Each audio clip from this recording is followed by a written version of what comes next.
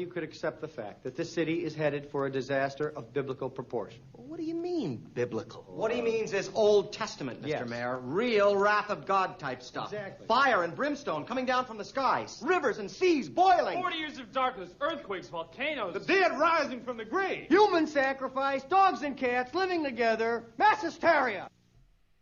We don't normally get this kind of action. It's for us. It's just exciting. us. This is the way our screen is. Oh, dear. It's because you guys are here. It was a legitimate call. It made sense. It was pass interference. I don't care what anybody says. Get ready for 2 hours of hard-hitting football talk from two men in the know. It's Football on the Know with Jim and Joe.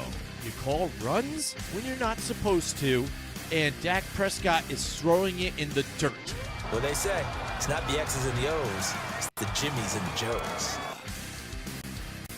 All right, what's going on, everybody? Welcome once again to another episode of Football on the Know. I am Jim McPhee, and alongside of me is Mr. Joe DeCapita. Welcome back, know-it-alls. Welcome back.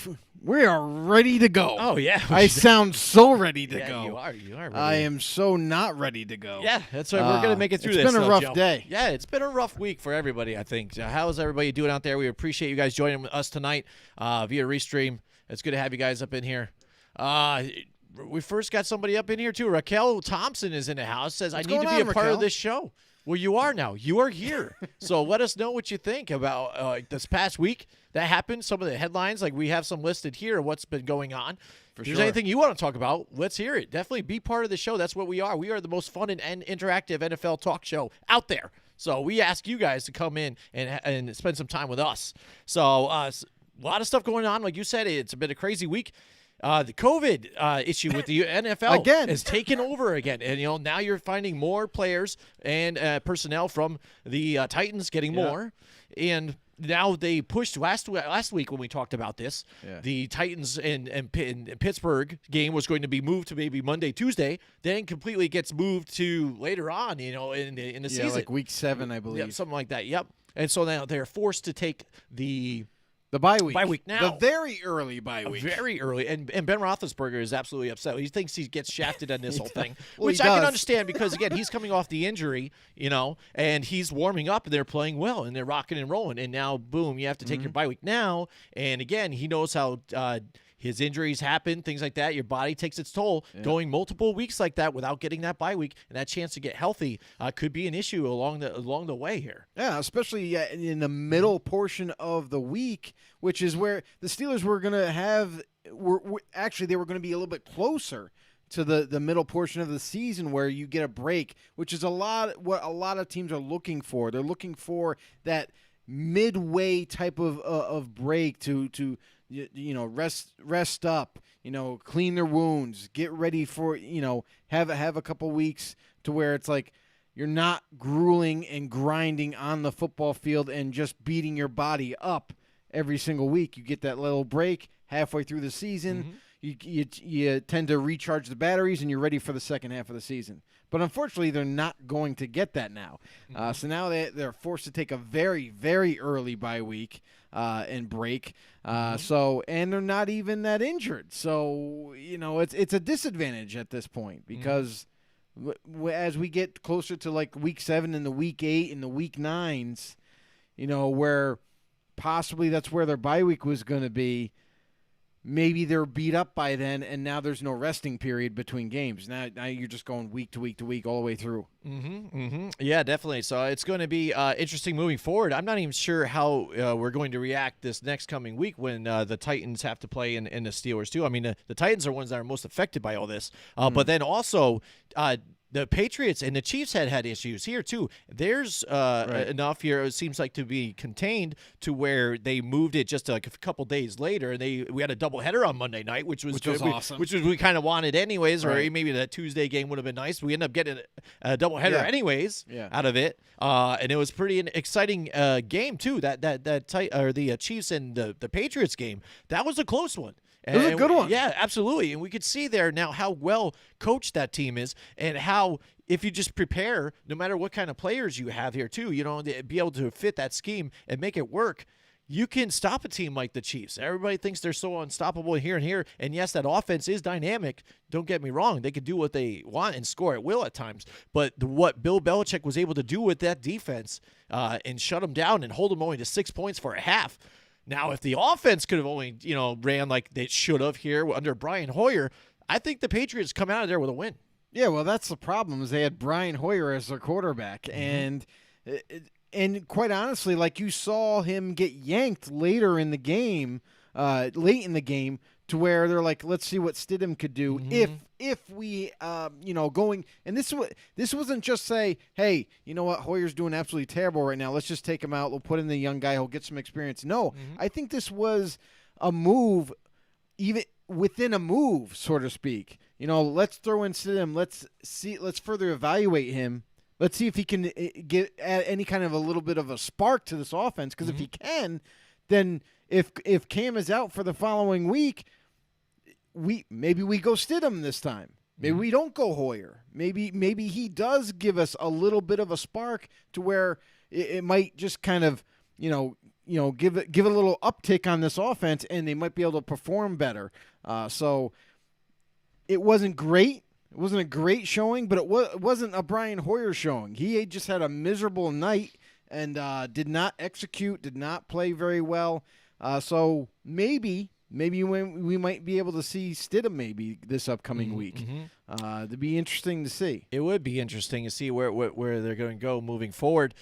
How excited were you as a Raider fan to see that call with Patrick Mahomes actually, like the Tuck rule effect, kind of work against the Patriots in that whole deal, huh? How about that? Because that was an absolute, interception, like it knocked it from his hands, or like fumble into the defender's hands.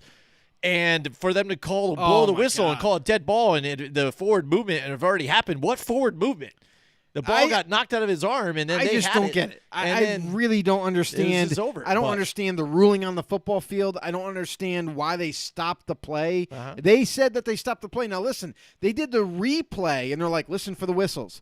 And I'm like, what whistle? And then all of a sudden it comes out after the guy has it in his hand what I thought. and is running. Right. That's when I clearly heard the whistles going off. I mean, maybe there was a faint whistle that I just wasn't hearing, but that's when I heard the whistle. So I don't understand. This is part of the reason why you can't blow a play dead, because there's always these like last second, last second moments in these games where it's like, this could have changed everything. To me, I'm sorry, watching that game, that is 100% a interception. It's not a fumble because it never hit the ground. It was still up in the air. It got jostled out of Patrick Mahomes' hands and was just floating in the air, and the Patriots defender just caught it and then just started running. And I was like, holy crap. What? That's a pick. That's a pick. I'm like, oh, my God, what a crazy game. I mean, I was all excited, and they're like, oh, no, we blew the play dead. I'm like, what? Wait, what? Where? When? Then they did the replay, and I'm like, I still don't get it. I'm still hearing the whistles after that happened.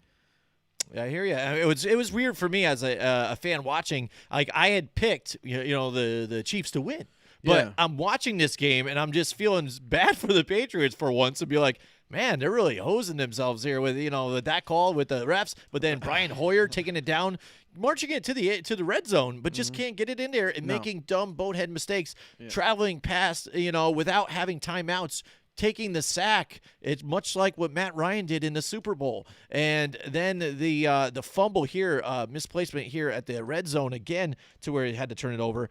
Now, like you said, maybe they'll go with Stidham moving forward. It depends on if now Cam Newton can get out of the protocol. He needs to test negative twice on 2 tests, and then he'd be able to come back. But you see the difference now to where people would maybe even questioning if Cam Newton was going to be the true starter when the season started or whatever. You see the difference when he's not in there. And I think if Cam Newton's in that game too, I think the Patriots come away with the win there too as well. Well, to be fair, the offense is different. It was. It's called way different than when Cam is in there. There's way more runs when Cam's in there. whether it be Cam running the football, the running backs run the football, and then if they have to, they throw the football. You know what I mean? So that offense is so much differently called, play calling wise, than when you put any other quarterback back there. Brian Hoyer, we all know, is not a mobile guy. He has, probably better. He has more speed than I do on the football field, but still not a mobile quarterback. Not a guy that's going to eat yardage up on you with his legs. And the same goes for Stidham. I think Stidham is a little bit more athletic. Maybe he's a little bit faster than Hoyer, but again, not a guy that's just going to run with the football. So when those two quarterbacks are in play, the overall offense is going to look very different. And we saw that, although Brian Hoyer just couldn't capitalize on any or a lot of the plays that were issued to him. Absolutely. Like I said, it was a crazy week. Philadelphia pours out a win against the 49ers, too, as well. Nick Mullins looks like a completely different guy there, too. But, again, I'm amazed at how that defense is playing still with some of the injuries that they have there. But it just shows how much talent they have and how deep they are there. But Nick Mullins, again, making too many mistakes, allowing the Philadelphia Eagles to hang into the game, and then they come out with a win. And now they're in first place of the NFC East now, which is absolutely a dumpster fire. And speaking of dumpster fire, the Dallas Cowboys even come down with another loss here. Can't get it done after Dak throws another 450 yards or so. That game was crazy. Yeah. I thought every single one the there Browns were completely blowing them out. What it was 41 to I can't remember. Was it 14 or something like that? Something it was large, low. Yes. It was I'm like, oh, this is not even worth watching. This is over. And then all of a sudden, by the fourth quarter comes, all of a sudden Cowboys come surging back, and it's like they're making a game out of it. It's like, the Browns didn't put up any more points. It's just all of a sudden the Cowboys are scoring again, and they come all the way back.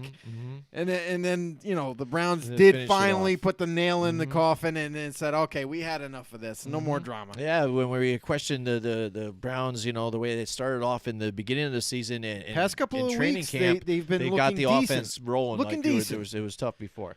But yeah, so I mean, effects happening here, and let's bring up the COVID-19 now and how that's affecting everybody. We've seen the mask being out there. We've seen the penalties being levied out there. I think the NFL so far has put $1.25 million in penalties, I think, or so like that out there on teams. We see that one of the names that they're having issues with is John Gruden out there, not wearing the mask. Amongst others. Yep. There's plenty of them out there. The recent positive tests here that they have, the Tennessee Titans violating some of the, they've held that private practice to where I think the players had contacted COVID and spread it. The United Patriots got some of the Chiefs. So they freaked out again. Yeah, that's one thing we've seen about this. We always knew that the NFL was reactionary when things happen.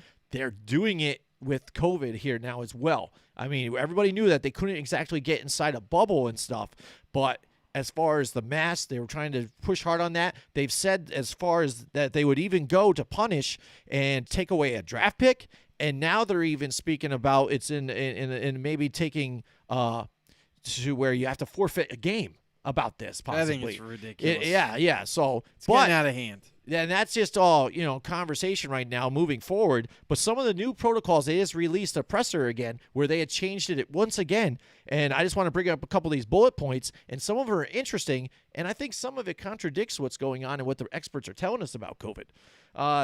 Now, they say some of the updated protocols is teams must keep all surveillance video for 30 days now of all the practices and all the gameplay. So to see they could trace everybody and where they were. So what do you do about the players that take it upon themselves to go and practice at a high school football field? I don't know. Maybe they're not allowed to. And that's the reason why the Titans are getting in trouble right now. Is the players. Yes. Yeah. The players were that was scheduling... violating something they weren't supposed to do anyway. So if they're doing that, they're violating the policy already. They just took it upon themselves like, hey, okay, well, we can't go to our facilities. Well, guess what? Hey, guys, let's just get together. We'll go to a local high school football field. We'll practice there, amongst ourselves. No, you guys are supposed to be. You're not supposed to be in public, because you already had what was it? What's the total now? Like they had 3 or 4 players, and then also 3 other well, now staff it's members. 10 and 10. They have 10 staff members, and they have 10 players right now. Right. So there's a reason why you're supposed to be in lockdown right now. You know, because you're supposed to now prevent from spreading the COVID any further. But yeah, let's have a public practice, and that seems like okay, right? Yeah. I mean, one of these other things, though, some of them sound kind of ludicrous. All right, here's another one: is What do you we must got? be 10 feet apart to eat No. in the cafeteria. No, stop. Come on. 10 feet apart to eat in the Here's cafeteria. my when problem you're with the going there. NFL. Now they're getting a little bit way too ridiculous. That's what I'm saying. Because even in games, okay, it was really hilarious to find out that the NFL was like, hey, you know what? No more jersey swapping. We don't want players close to each other on opposite teams. We don't want you to hand your sweaty jersey over to another guy. Maybe you have COVID. Now you're bringing it into a locker room and it spreads, blah, blah, blah, blah, blah. Okay, fine. But the players are still high-fiving, hugging after the games, talking. Like, they don't have face masks on. You know what I mean? And then with the coaches and the staff members, you're going to, like, drill right into them for not wearing a face mask. But players, staff members, and coaching staff, they all get tested for COVID every single week. Just as much as the players, because they're always around the players in practice. There's no face masks being worn. They're practicing with they're holding a practice with their players, yelling at them just like they normally would. They're always around them. So if they're always around if the coaches are always around the players and the players are always around each other, and they all get tested. They get tested before the game. When they go to the game, it's just your team on one sideline and the opponent on the other. The fans, if they are in the stands, are like 10 rows plus back. Like, why are you coming down so hard on the coaching staff for not rip the freaking face mask off because they feel like yelling at a ref or yell at their players or whatever? They're all fine. As long as the tests come back negative, there should not be a huge crackdown on coaches saying you need to wear a face mask. The players don't have to, but you need to. Come on, man. Now what we saw last week is players now when they are getting off of the field, they're on the sidelines wearing a mask even.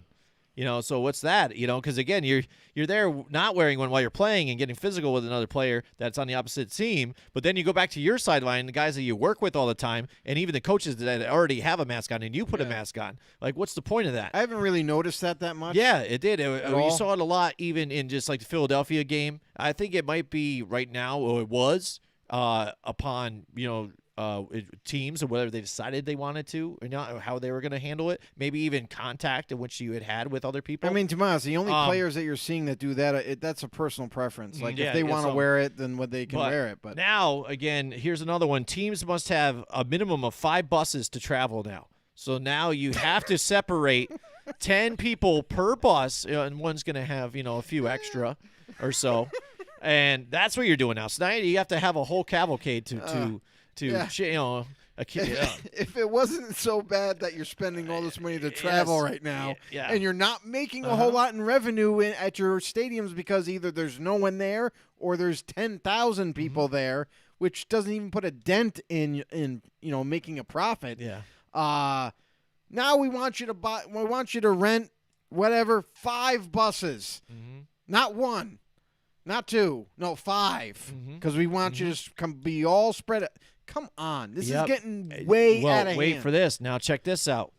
Now the mask regulations have gotten strengthened significantly. Now they prohibited the use of all neck gaiters, masks with valves, masks with the vents, and face shields at team facilities. Amazing. So none of that. So you basically can only wear the cloth mask. That's it. Coaches can still wear the gaiters on the sidelines, but they can no longer wear the face shields, much like you see on Andy Reid, who has made it famous. No longer can he wear a face shield. That's an Andy Reid style. You can't get rid of the face shield. That's Andy Reid's thing. Well, what I don't understand is, like, I know a lot of people in the health field. I'm very close with them.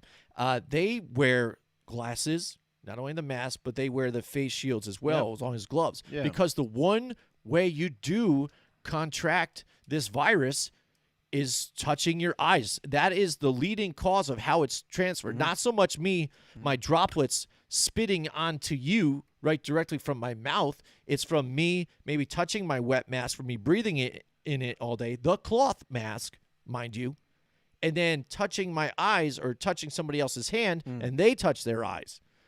What stops that? A face shield or perhaps goggles or glasses? Why would you take away the face shield in which you do not touch a moist mask and you are protecting your eyes, where you even feel that itch to hit your eyes? You hit a shield and like, oh, yeah, that's right. Why take that away, especially from people that might have an existing condition, right? An existing existing condition. Why would you do that? Now it's all face coverings. It just seems like they don't know what they're doing, so they're overreacting and making themselves look silly. They're just simply overreacting on everything, every single level. I mean, listen, they've gone to great lengths in taking the necessary precautions, following the CDC guidelines that are there for across the nation, and they're doing it very well initially. Now it seems like because they're upset that head coaches sometimes aren't wearing their face masks on the sidelines, they're pulling them down, they're pulling them up, they're getting all upset because they're not taking it as serious as the NFL wants them to. Now they're so irate. Now they're going like way overboard, like tenfold. It's just way too much. It's getting crazy, and it's so much to where now. I'm sorry, but I just have to say, like, okay, I saw Bill Belichick take his face mask off. He had two of them, by the way. He did have two of them. He ripped them both off and started screaming at the ref and everything. So if he doesn't get fined, then what's up with that? Sean Payton again for another week, just like Gruden, has taken his face mask off and yelling and calling a play or whatnot. You see it. Listen, you might not see it all the time. The camera guys might not catch it, but Kyle Shanahan's done it more than once. It goes – everybody's done it. Even Sean McDermott, who I have not seen him, like, take it off when the camera's on him. But, dude, there's definitely got to be times that these guys are lowering it, then putting it right back up. Right. Hold everybody accountable if you're going to start nitpicking on everybody. Well, I mean, and that's tough, too. I mean, because, again, when you want to start taking, like, forfeited games and stuff like that, when it starts affecting the game, I think that's kind of an issue. You just can't do that. So then that moves forward to what are they going to do to be proactive. A lot of analysts and people have suggested the hotel system. Have you heard about what's going on with the hotel system? What do you feel about the hotel system in the way of possibly when you go to travel, you travel to the hotel early. You lock to that hotel for that week or so that you're practicing until you play that game. Kind of like a mini bubble. Yeah, a mini bubbles, like a bunch of mini bubbles as you go. I mean, it's fine if that's what you want to do, but that's still not going to, like, I understand it's another way to, like, maybe curb, hopefully, anybody spreading it. But you can get it. Like, it doesn't matter. You can get it in transition from leaving the hotel room to getting into the bus to go to the game. Somewhere in the stadium it could be. Somewhere in the bus it could be. Like, there's no guaranteed way. It's like, I would say, rent out that hotel solely for that team.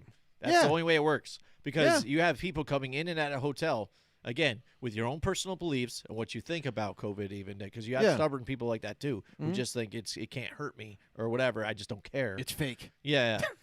Fake news. So then you have that. So that would have to be, you would have to be this hotel is scheduled to have this team and them only.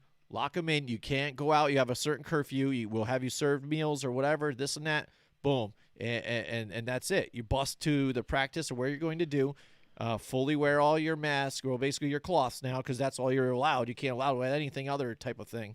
All right. So now all those gators you see on the sidelines too. Well, now the coaches can, but some of the other ones you were seeing some of the other people wear. I mean, now that's gone. That's a shame. It's just kind of it's all over the map. shame. What do you guys think about the COVID changes, the protocols? Some Too of them much. sound nuts. Again, like hysteria. They like are the nuts. cafeteria, be 10 feet away while you're Come on. eating. From another person or whatever. 10 how's feet that away, gonna how work? many guys can you fit in the room then? Right. Like, what do you got to have? Shifts now to eat? Yeah, Come I mean on. that's also when you get served. When you sit 10 feet and then it gets It's served ridiculous. to you at every time, and you're not Person's going in a coming right to line you. and picking up. Then I guess all right. Doesn't matter. All right. It doesn't make So- any sense at all. Like, Yeah, a come lot of on. stuff doesn't make sense right now. But one thing that does make sense, the firing of Bill O'Brien. Oh, my Joe, God, finally. We have talked about this for a while. Finally. And He's not the only coach that needs to go. Oh, now. yeah. Well, I know. He's definitely not Let's the only get coach something to straight go. here. Finally, we got one to fall. We got one chip to fall. Bill O'Brien is finally now fired. Texans fans can rejoice. Exactly. Yeah, I know, and that's what I mean. And if you look all together at his record, he's just a little bit above 500. He's like 501. Right. wins But that was to- when he had Hopkins. And that's the thing. He's had the talent. He's brought the team, I think, to the playoffs. Like 4 out of the 7 years or so. Excuse me, maybe even won the division. But that's the problem, though. You've fallen even short. Yes, he had his excuses of the quarterbacks having Tom Savage, T.J. Yates, Oh, yeah. issues like that earlier on. But even since that he's had Deshaun Watson there, getting as far as they did and blowing it to where they had, and even blowing some of the leads they had in this season, and trading away their biggest team asset for junk change. You know what I mean? It's like that's gotta to be. be fair, the most surprising thing of that trade, it is a bad trade, no doubt about it, Right. for the Texans. However, David Johnson is looks okay, healthy though. right now. Yeah, he looks okay. Yeah, Right yeah, now. Yeah. I mean, and he looks good, Mm-hmm. but he has no line. Yeah, no So- line. And you got to look at, basically the overall package and how it is and the overall value of what you're getting. And that out of it. offense has completely changed now. You know, Mm-hmm. no more DeAndre Hopkins. He's one of the best receivers in the league. Mm-hmm. And you go ahead and trade him away for a second, fourth, and a running back who was heavily injured his whole career. I just don't know. That to me just spelled like I don't want my job. I want to be fired. Like, what else does that tell you? And then his saving grace was to bring in Brandon Cooks and Randall Cobb. Old man Cobb. What's he done? Nothing. Yeah. Maybe caught a few balls, but not really doing anything. Brandon Cooks, absent. I have the not thing, seen too, him that partially involved. Part of the problem. Yeah, I haven't seen him involved in the offense. I mean, yeah, you've seen David Johnson, but with a mediocre offensive line at best. And, I feel bad for Deshaun Watson, who is a really good quarterback, but he's got no dynamite weapons around him. He doesn't have anything at his disposal. And then defensively, it just seems like they're getting older, and there's no exciting new player coming in on either side of the ball. They didn't draft like a great left tackle. They didn't draft, another high caliber receiver. They didn't draft maybe a up and coming cornerback that's going to really help this defense, or a middle linebacker, or a D tackle. Like, they lost DJ Reader. Huge loss in free agency. Why didn't Bill re-sign him? Now, without him, now it's like, what do you got? You got J.J. Watt, who's aging and is being constantly double teamed injured and as well. Yeah, also injured. Kind of irrelevant so far this season. Teams have done a great job keeping him capped. And Whitney Merciless has been nowhere to be found. Like, it just seems like this whole team is just very stagnant now. There's no explosion on either side of the ball. There's no, excitement for anything. Now that you get rid of Bill O'Brien, hopefully that's going to lead to some a brighter future now. Maybe now you can rebuild your team, because that's where they're at right now. They need to rebuild this team. They need to rebuild this offensive line, make it a good offensive line, give Deshaun Watson some nice young, impressionable weapons. Get him some wide receivers other than Will Fuller. Yeah. Because right now, And like Kenny he's Stills, yeah. he's the only guy. Kenny Yep, Stills to me is a disappointment too. Yeah, he Like, has been. He's been injured often as well. So Yeah, it's that's like what I it's mean. time 3 to of the move 4 on. starting wide receivers have been Yeah. banged up. It's just time to move on. It's time to just hit the reset button. I know they have Watson, so that's a great. I mean, you got to have a quarterback. That's what you need to start it on. So yeah. now you got to build around him. Mhm. You got David Johnson. Okay, fine. As long as he can stay healthy, okay, fine. That's good. But now build that offensive lineup. Get him more weapons. Listen, Jordan Atkins for the tight end that they have. He needs to start, not Darren Fells. Like I seen glimpses of him playing, and I'm like, this kid can ball. Oh, I know. He's a big tight end. He makes good catches. He's athletic, more athletic than you give him credit for. He's got some speed to go with that size. Like, what's not to like about him? Give this guy the ball more. Utilize him in your offense. And then defensively, like they just need to overhaul right now. They need to get rid of the J.J. Watt salary. They need to get rid of all these high salaries and start over and try to build this team up from the ground up. Yeah, I agree with you there, too. Just like you had said, we had talked about it before the season started. We expected them to be fairly bad and maybe not going 0-4, but no, we didn't see that. Yeah, but again, take a tick down because, again, the issues that you already explained here on defense, the health, the lack of depth. You know, they let some guys go even. The fact that it was like Carlos Hyde did well for him, too. See, now he goes over to Seattle and stuff where they're using him, too, now as well with the injury to Chris Carson. But you had a guy in there, so you didn't need to trade for a pick and get a running back. You know what I mean? No. You had a guy there that was doing fine for you alongside of Duke Johnson. Just re-sign him. Yeah. Just re-sign him. Don't exactly. trade Hopkins. Yeah, instead of getting a guy to where you're getting a second, and then a guy where you weren't sure. It was a big gamble. Everybody says it wasn't going to be a gamble to get David Johnson. I mean, you're out of your mind because you weren't sure because since the injury, he hadn't been the same guy. Dude's got to have a record, like the most consecutive seasons to miss as a football player. Like, it's insane. Well, I don't know. Josh Gordon's got a lot of seasons that he missed. No, that's marijuana related. I know. I know. I'm the saying same thing. If you talk about missing games, that's not the same thing. And that's what's sad. If you look at Josh Gordon's, whole his career, dude has a Super Bowl ring, and he has missed more seasons than he's even played. I think it's just crazy, dude, how that happens. He's still waiting on when the league just says, "Okay, marijuana's legalized. It's fine." What is he going to do now? Yeah, I don't know. By then, he'll be like 40. But yeah, Bill O'Brien's out now. Now the question is, who's going to come in? I know there's been a lot of talk about former Patriots coaches and even Josh McDaniels being going to be He's head been coach up for there. so many coaching jobs. Yeah, I know, and Come they're on. really looking into forward that, and the former GM of the Patriots here as well. That's what you're hearing around there. I know for me, if I'm trying to get Eric Bieniemy again, if you can, if he's definitely off his contract this year. And if you can get him, I mean, what's a better way to take out your competition than to take basically their coach? You know what I mean? Because that's who you have. That's who you had to face. And that's the team you need to beat right now. They are the former champions now. They're last year's champions now. So they are still the champions until they get beat this year or so. But defending champions, I'll say it that way. That's probably better. Spit it out, will you? Yeah. But take their guy. That's what I mean. He's creative. He is innovative. He will get you the weapons to run his system. There is no downside, I think, to that. It's fresh. It's new. It's something you needed as opposed to what Bill O'Brien was doing. I see where you're going with this, but this is kind of where I'm very cautious on guys like Eric Bieniemy. You look at Matt Nagy. Okay, perfect example. Matt Nagy also came under Andy Reid. Also learned how to run an offense under Andy Reid.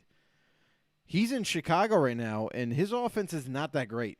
He doesn't have the it factor. He doesn't have that creativity that Andy Reid did. I don't know what he was learning while he was the offensive coordinator for the Chiefs, but it simply wasn't the same ideas and thought processes as an Andy Reid. Yeah, but some people could even say he just hasn't had the quarterback to run it, though, too, as well. I'm sorry. Listen, Andy Reid, like if you're paying attention to this guy, like, can we just crown him right now as one of the best offensive minds in football? Like, it's not even close right now. Like, I know there's a close second in Sean Payton. He's another guy that's a whiz with the X's and O's and great with offensive play calling. But Eric Bieniemy, for me, he has to prove it. He does have to go elsewhere to do so, and then we'll see what kind of on offense and see how creative he is. Because a lot of times when you see these cast-offs go, look at Bill Belichick. He's got 3 of them out there: Matt Patricia, Brian Flores, did have Bill O'Brien. But now that when they left, the coop, and now they went to be their own man, and now they're the guys on campus. They're the guys making the offenses and creating them, or defenses for that matter. And they're not doing that great. Bill Belichick we see as one of those great all-time head coaches. Phenomenal. But all of his descendants, they're not doing so hot. So let's wait before we crown Bieniemy as being the next, amazing offensive genius. You know what I mean? That's all I'm saying. No, I hear you. I'm just saying because I've seen it way too often where I get excited, like Eric Bieniemy, man. He's got a head on his shoulders. He's been under Andy Reid for quite some time. Maybe he should deserve a head coaching job at this point. Another guy to consider is Byron Leftwich. Yep. Everybody kind of overlooks him. Now he's in Tampa Bay, learning under Bruce Arians. And before that, he was in Arizona. And we saw Arizona, okay, they were okay. But his offense seemed to upgrade that team as a whole, even though with really no weapons, really nothing crazy like Kyler Murray now that they have. Right. So that's got to be uplifting. If you see a guy coaching and is able to make a team that's not very good and make them average instead of below average, now they're average just by coaching alone, that's got to show you something. So Byron Leftwich is another and he's name done it the hard way. to He's know. gone in and been recognized for what he has done and achieved better and got a better a position higher, moved he's up the grinded rankings it out as it for goes. sure. It wasn't like we talked about Arthur Smith last season before the season started. Again, going from just tight ends coach all the time, hanging out around there, offensive line, then tight ends coach again, and then hanging around with every new regime that passed in. There was new regimes going in and out of Tennessee, but they just saw this guy and kept him there. He managed to just circle around like a shark and just then wait now his being time. advanced to the offensive coordinator, weren't sure how they were going to look when leaving and Matt LaFleur leaving, going to the Packers. Now him moving forward and becoming the offensive coordinator. Luckily for him, too, he said he was open to listening to other people's opinions and help with the play calling and get it moving. And you saw what the Tennessee Titans were able to do last year with that. Byron Leftwich, a guy who has moved up the rankings, has been a name that you've been hearing in the circles and what we've been hearing for a few years we've been doing this show now, silently moving forward. And now with Tom Brady there in Tampa Bay, maybe now he's getting that, big stage now to where he can see what they can do. And maybe Tom Brady will get all the credit for it, I think, unfortunately, with that. But as far as the Houston, I was just thinking of a great scenario, too, because you want to look at win-wins. Yeah. I love my man Louis Riddick too, man. I mean, I wanted him to be like, the GM for the Giants. Yeah. I was picturing this. It is a fairy tale, but we'll see. How about him? They go and get Louis Riddick. Louis Riddick says, "All right, cool. Then now maybe I'll go get Eric Bieniemy." That sounds new, refreshing. I like both those guys. And on the political side, not so political. Well, what's going on? What have you heard so much back a few years ago with Steve McNair, the owner? He's been kind of, people were questionable because he's also said the guy, you're letting the prisoners run the prison or whatever, along when he's talking about players. You get the white coach out and you get the men of color, to which the NFL has been lacking. They're talking about maybe changing the Rooney Rule altogether too. So you kind of knock that out too, along the same sense. You get the men of color get there into the positions of power, and they can be young and refreshing here for that team.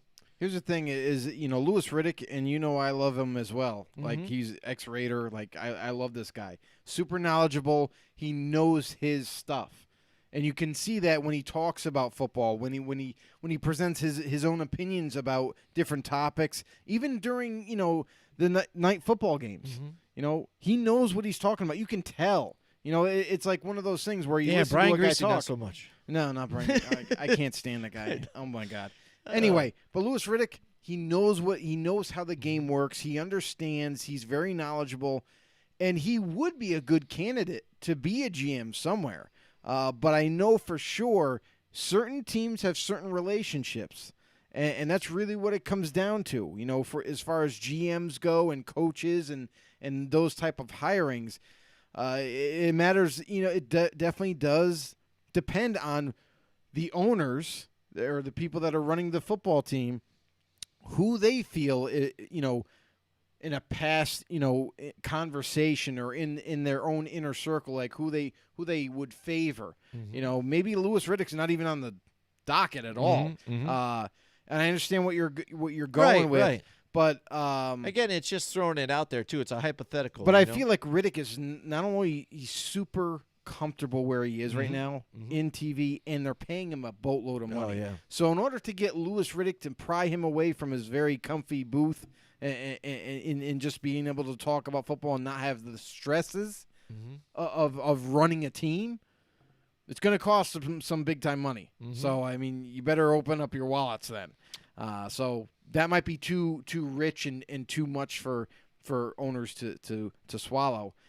So I think it'll be a very hard sell for Louis Riddick to be leaving, but it's possible. I mean, it has to be the right whole fit. Season. It's just crazy that they did it this early in the season. Now they're left, with what again? If you look at Romeo Cornell now, he's been there. He's been in his seat before. He's taken over now for the team. Yeah, and I He's think gonna do it this is going to again. be new life for this team. I think they're going to come out this next game and play a lot better. Like I think former play or some of the players would ask, and they seem like now it's kind of like a weight has been lifted off their shoulders kind of after 100%, this has all happened. Yeah. You know what I mean? So I think after what you had said before, even Deshaun Watson not getting having his guy anymore, he was upset about the D-Hop thing going on. And now, so I think some of the other players were too. And like I said, he was big in the locker room. Yeah.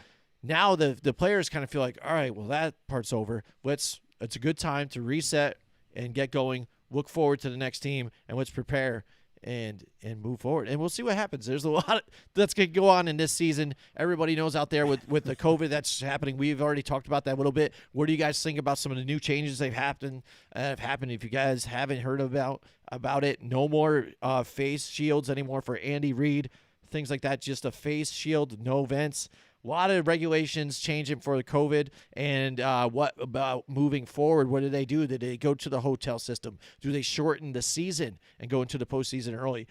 Do they do the postseason in select cities, and each team has to play at divisional stadiums? A lot to go on. Let's just hope that the season continues on and they don't have to cancel it. Oh, we are. I mean, if you look at it right now, I mean that kind of little baby eruption of COVID that the Titans have just battled, that was the only team that got hit as hard as they did. And luckily now it sounds like all their testing going forward has been negative. There's been no new COVID findings. And the same goes for like the Minnesota Vikings. They were kind of scared they might have contracted COVID from the Tennessee Titans. Turns out nobody tested positive. It's all negative there. And for the Chiefs and the Patriots, in teams that did face them prior to last week, I know like the Raiders faced Cam the week before, and I was thinking like, man, did anybody test positive after we played Cam and everything? It turns out that the Raiders had no positive tests.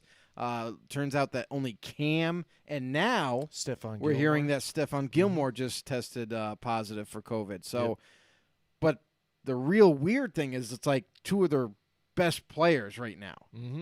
Cam has COVID. He's got to sit out. Stephon Gilmore has COVID. He's got to sit out. And they're coming into a game where they pretty much got – this is like a big game. I know it's not against a – like super giant of a team here with the Denver Broncos, but this is a game I feel like New England has to win. They can't afford to lose against Denver because without Cam and without Gilmore, it could take a while to come back from this. So it's something to definitely keep an eye on to see how long Cam's going to be out. Probably only a couple weeks. I don't know if he's going to be back this week. I haven't heard any indication that he is going to be able to.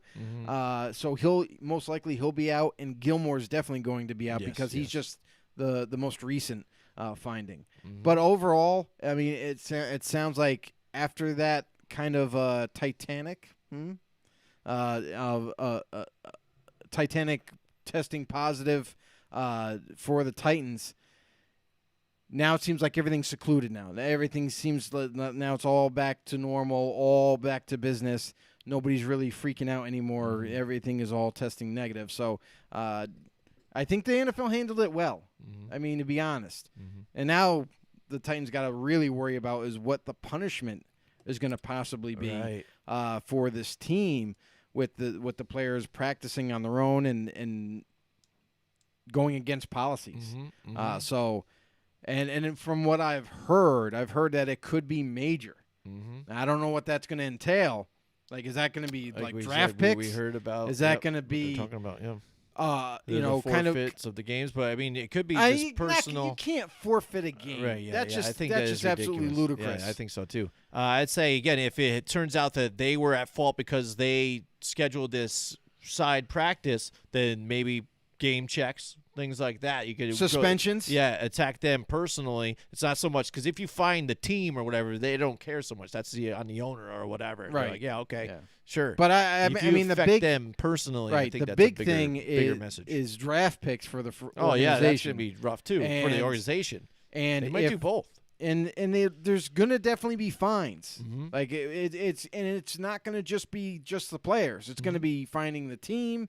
And then maybe possibly finding the players, maybe taking a week's game check away. Like we don't know what the parameters are going to end up being, but it doesn't look good for Tennessee. Yeah. So I mean, there you go. There we talked about some COVID issues here that they had. Bill O'Brien's out. Who do you guys think is going to be the next coach? I know we're hearing McDaniels. Let me take it over. Casaria are going to be there as a GM. Maybe that will happen. We're not sure. Again, we're taking it as it goes. We have a full season to go. We think so to hear about it. So let us know. Hit us up on the comments. Don't forget to like, share, and post the video too. We appreciate it. And become a know-it-all. Join our group at Football on the No Show, and you can also subscribe to us on YouTube on Football on the No Show as well. Hit the subscribe button and the notification bell. Let you know every time we go live. All right, so now it's time, Joe. It's time for our In the Know fact of the day. That's right. That's In the Know fact of the day, Joe. Pretty recently, here on October 2nd, back in 2005, the first regular season game outside of the U.S. was played at Azteca Stadium in Mexico City. And it wasn't, your beloved Raiders. It was the Arizona Cardinals and the San Francisco 49ers. They beat the 49ers 31-14. There you go. So people that maybe were born, a little later may not have known that they didn't always do this here as, an out of U.S. type of game here. That was the first one ever. So there you go. That's our In the Know fact of the day. All right. Excellent. Yeah, and then they moved on to London, and now they do, I think, one in Australia now on occasion. It's all over the place now. So we'll see. They're trying to move the NFL all over the world again, even though they already had NFL Europe at one point. They just want to do it again, I guess. Let's try it again. It's like the XFL. We tried it. It failed. Let's try it again. I just think it's too much on the teams. Yeah. Like all that traveling. It is. That's and what I mean. everything. You talk about traveling from west to east in that time frame. What about traveling all the way, which is, like a 24-hour difference, you know what I mean? It's crazy. It's way different. So it's tough, but that's going to bring up our time for our picks competition, Joe. And it's getting heated again. Once again, you got me last week, but then this week I got you back, and we are tied up again. It's knotted 43-19-1. We've got the bout going, and it's getting intense for everybody here. Yeah, it is. It is. Even Owen Wilson thinks so. Yeah. So there you go. It's time for our picks, and let's kick us off here with tomorrow night's game. Tomorrow night's game is going to be the Tampa Bay Buccaneers versus the Chicago Bears, I think, right? Yeah. The Bears. What do you got in this game here? Tampa Bay Buccaneers, they are not going to be with Chris Godwin. He's going to be out this week. Or O.J. Howard now, too. And, or O.J. Howard for the season. O.J. Howard's done for the year. Achilles injury, all done. Does this mean that we might actually get to see more Rob Gronkowski? Yeah, that's what I think. Maybe. Or does this mean that we're going to see more Cameron Brate? And I tend to think that we are going to see more Brate than Gronk. Gronk is very happy blocking and doesn't want he's worth all that 95 that Madden gave him, right? That's right. Yeah. Oh, yeah. But not to mention, I mean, hey, I got to give credit where credit's due. Ronald Jones III has been running like an absolute madman. Yes. I mean, he's been proven every doubter wrong this season. He is aggressive. He is running hard. He is running through people and making a difference for the running game. Leonard Fournette, banged up. Looks like he's getting better. He's getting healthier as the week goes. But nonetheless, we don't need to worry about it. Ronald Jones III is really taking this team head on and running the football like no other. Tampa Bay Buccaneers, they got that young kind of impressionate offensive line. They've been holding up pretty solidly for Tom Brady, along with Ronald Jones III running the football. And even though they might not have Chris Godwin, which sounds like that's what's going to happen, Mike Evans did get really banged up last week as well. So there stands to be the potential where they might be without Godwin and Mike Evans. So watch out for guys like Scotty Miller to make a huge impact on that game. And they're probably going to go more to heavier tight end usage. Yeah, right. For this team. So they're going to figure some things out. But nonetheless, the Buccaneers defense playing really well. So I really do like this team as a whole. Chicago Bears kind of let me down last week. We don't know where they're going. It seems like when they got we got a new quarterback at starting. We got Nick Foles, and everything's great. Nick Foles brought us back. We win. And then last week, Nick Foles, our starting quarterback, and we suck. Yeah. What is going on in Chicago? I can't figure it out. Even with it's up and down. Even with the healthy Bears defense. Now, they do have a really good defense. You wouldn't know it because their offense is so putrid. But nonetheless, I can't force myself to pick Chicago again. I like the Buccaneers are a more solid team, so I'm going to stick with Tampa on this one. All right, yeah, I agree with you as well, too, with the Tampa Bay Buccaneers. We've got Dave Rourke in the house.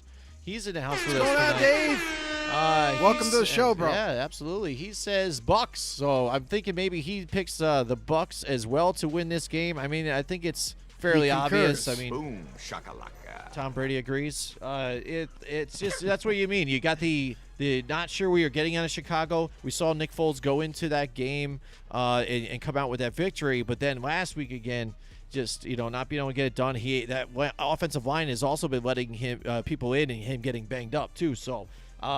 That defense is good. Again, Eddie Jackson's always going to play like how he does. He don't be a ball hawk.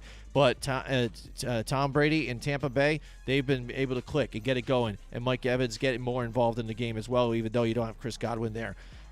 So I like that there as well. Like I said, when you were talking about it with Cameron Brate, I think Cameron Brate is going to be effective here. Definitely here. You're going to see him of what you saw maybe back when he was with Jameis Winston.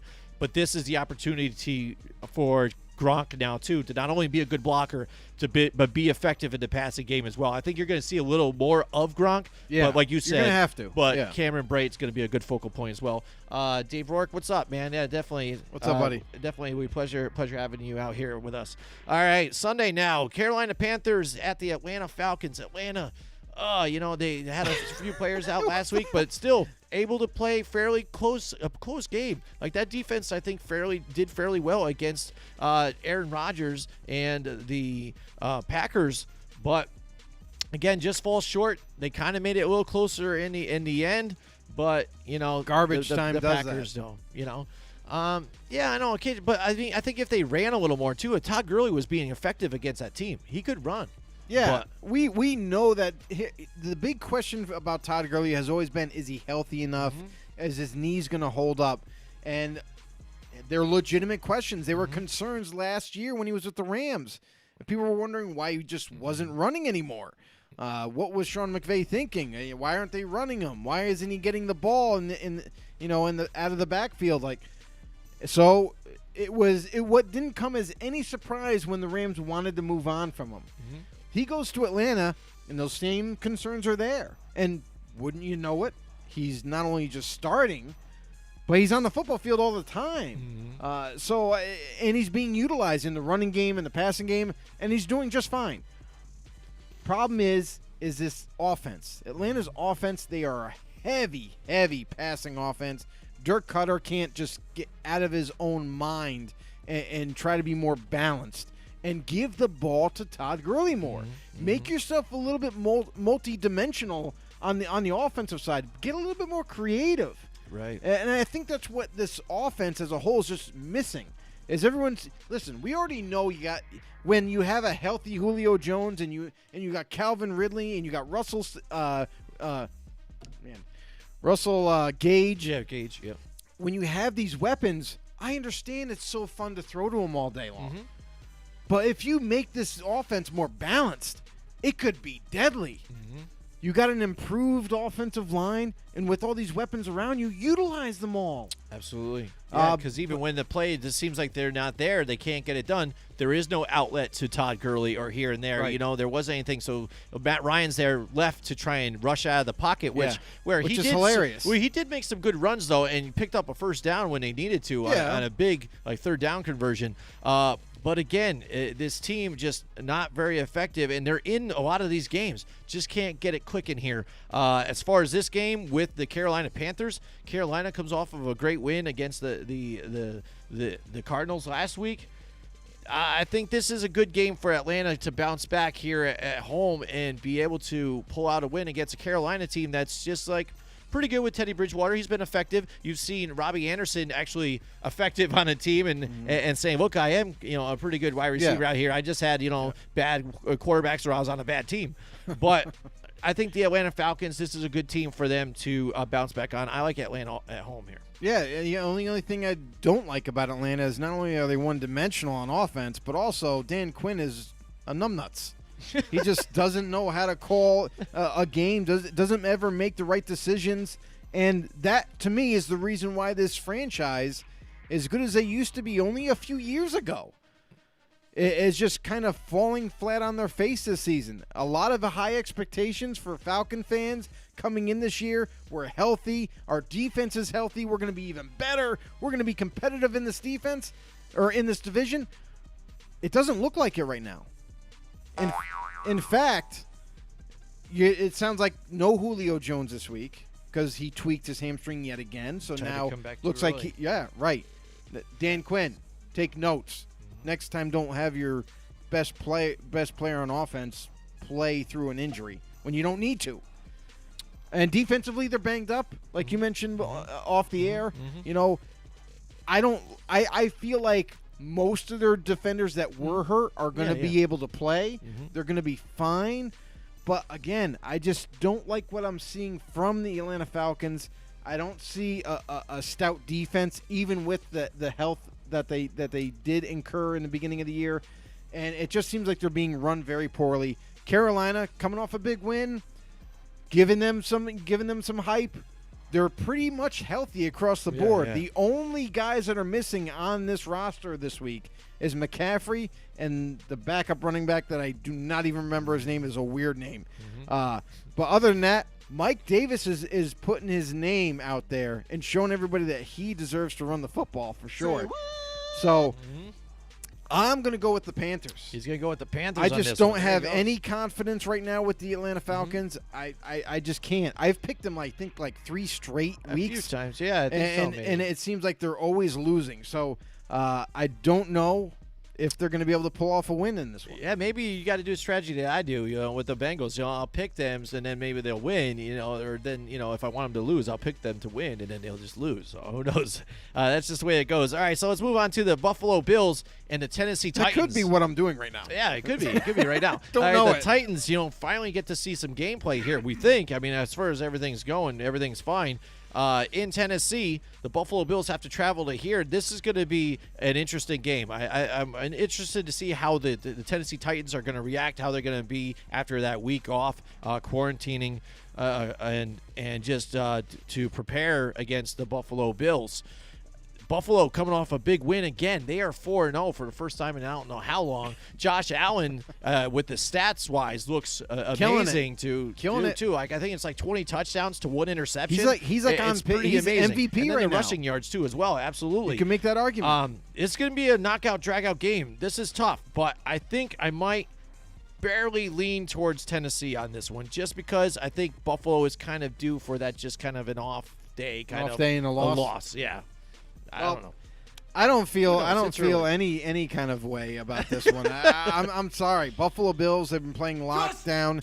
They've been killing it. Their defense is healthy. Their defense is in your face. Very aggressive, very good defense. And along with that, finally, Josh Allen has a decent offensive line in front of him. He has 2 complementary backs behind him and weapons galore. Stephon Diggs, Cole Beasley, John Brown, they're all making a difference. How about that and catch by Cole Dawson Knox. Beasley?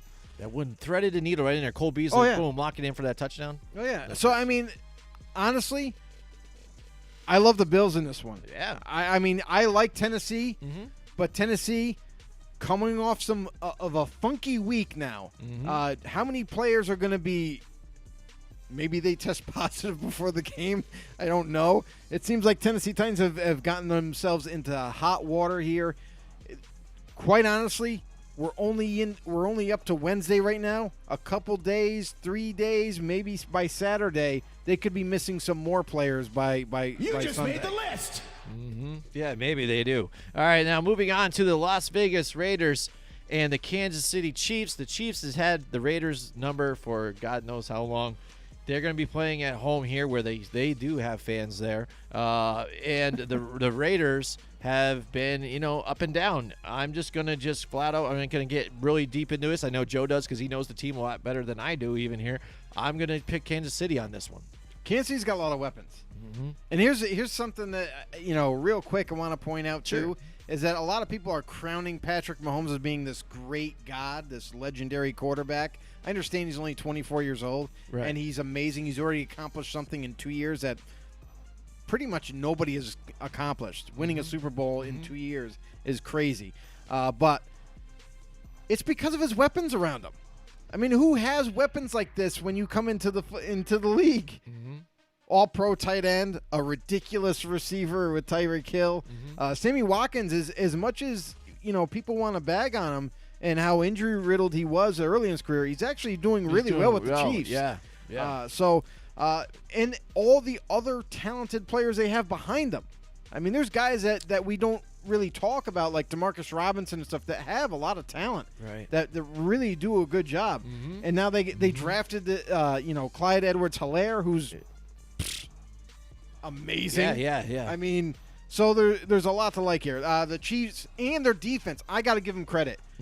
I thought coming into this year, not a whole lot has changed. I didn't think they were going to be this good, honestly. So I'm surprised on how well they're playing now because their defense is playing better. That makes them even more dangerous. With the Raiders, I'm sorry, like the Chiefs, they've had the Raiders number for so long, and I think realistically, if this was just offense versus offense, I feel like the Raiders could be in this game all the way to the end. But there's 2 sides of the ball. There's the defensive side, and which the Raiders have mightily struggled this year.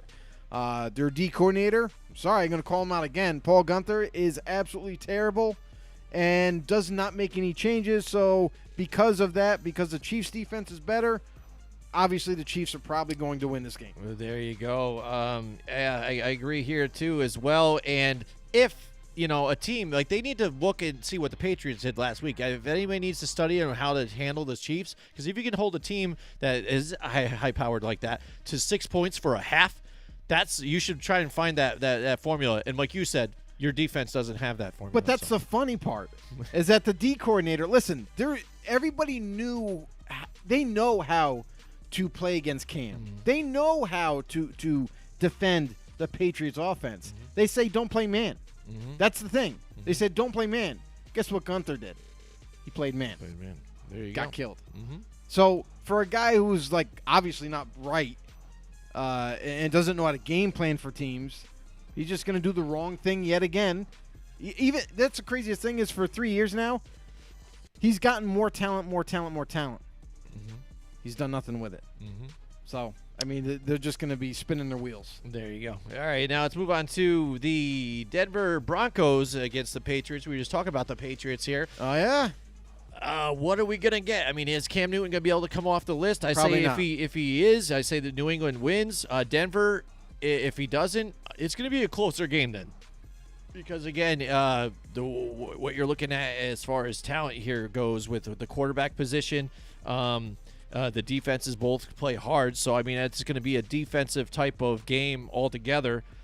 I like that the running back that the New England Patriots ran this past week, Damian Harris. Oh, my goodness. That guy, like you like to say, I'm going to coin your term there, a bull in a china closet. Boom. That guy was just full forward, force, bam, hit the line and go. Well, he's And a it was physical running amazing. back. Yeah, I mean, it that's was absolutely really amazing. He came from Alabama, so I mean, they breed those type of running Yeah. backs.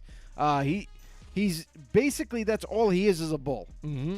I mean, he's not going to make you miss. No. He's not going to do anything flashy. But he did. But he gets enough, the job and done. I really like the way New England was running with him here. I think just New England Patriots, they're sour off that last loss. I think they do enough, and they're at home.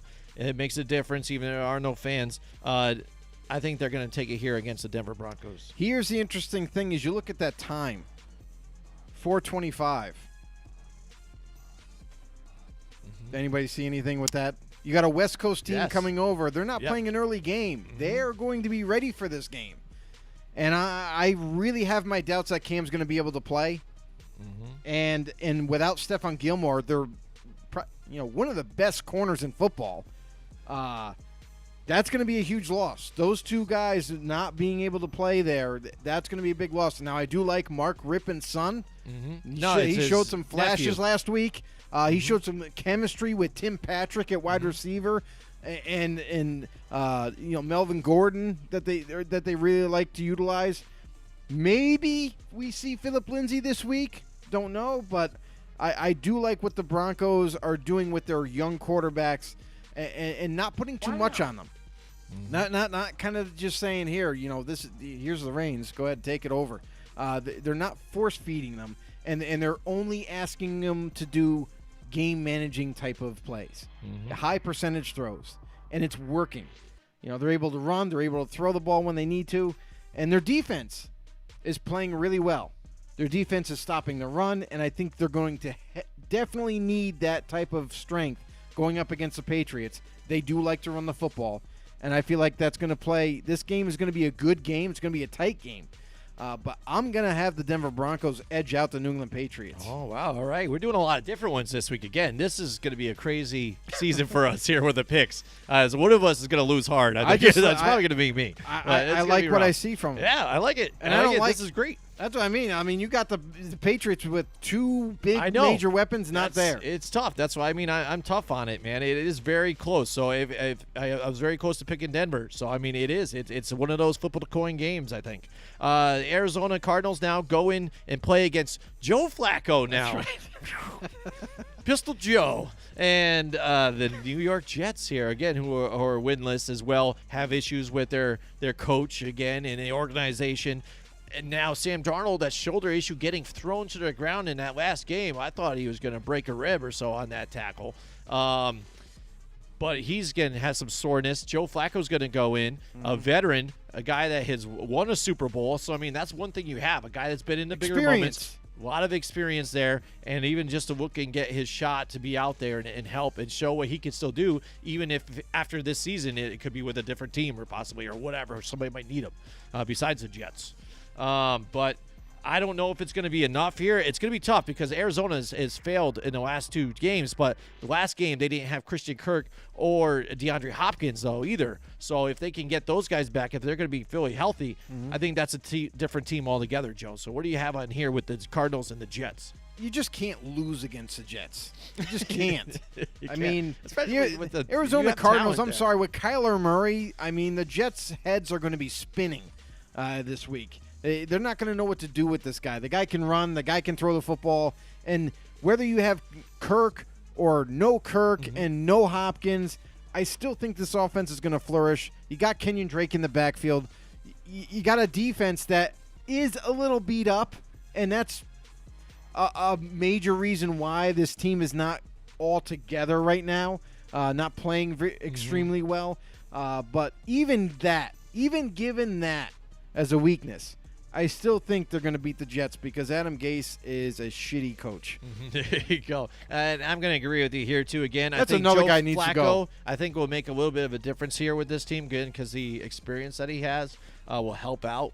But, again, Yeah, overall, I think the Arizona Cardinals can edge out this one against When the are Jets. the Jets going to fire that guy? I don't know. Adam I Gase is think, terrible. again, I think their bye week is week 9 or 10, I want to say. I'm thinking That's maybe too around long. there. I know it is. Way too long. I know, possibly. Give it to somebody else. We'll see. We'll see what happens here. Maybe they go and get Bill O'Brien after this. No. You know, imagine no. that. No, if you want to get worse, I mean. I don't know. You'd never. You've Listen, seen crazier you know things. what will happen is Bill O'Brien would get in there and be like, "Hey, listen, I want full control." Okay, Yeah. okay, fine. What do you want to Then do? they fire Joe I Douglas want and- to trade Le'Veon Bell, and I want to trade Sam Darnold, and I'm thinking about trading your draft pick Mekhi Becton. I think I just want to overhaul, change everything. It's just not going to work. Yeah, absolutely. All right, now the Philadelphia Eagles, they're able to pull out that win last week against the 49ers, where I think defensively they're playing great. Offense, just Nick Mullins, too many mistakes here and there. I mean, and even though they were still even in this game and they had the lead, and just could not hang on to it, and it just faltered. Pittsburgh, again, they had to deal with the COVID issue again. Wasn't sure where they're going to play, and then they weren't going to play. They're thirsty, I think, to get onto the field.